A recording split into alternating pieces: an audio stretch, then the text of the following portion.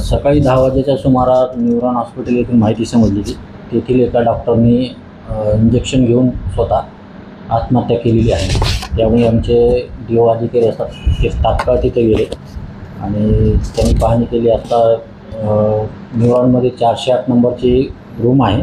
इथं डॉक्टर ईश्वरचंद्र नरहरी चांदेवार वय 42 वर्ष, राहणार शिवशक्तीनगर मानेवाडा, हे तिथं बसत असतात आणि न्यूरॉन हॉस्पिटलचं सर्व मॅनेजमेंट जे आहे ते पाहतात.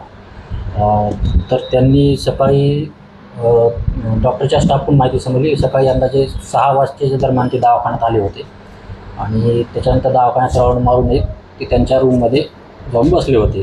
परत त्यांनी नर्सकडून काही पाणी वगैरे काही बाकीची काही वस्तू काही मागणी केली होती. CCTV फुटेजची पाहणी केली असतात तसे त्याच्यात दिसत आहेत.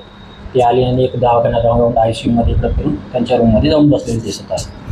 आणि त्यानंतर 9 वाजेच्या दरम्यान त्यांचा तो बाकी रेग्युलर स्टाफ येतो चेंजिंग, तर त्यांना डॉक्टरला फोन लावला तर फोन काही उचलले नाही डॉक्टर साहेबांनी 2-3 वेळेस.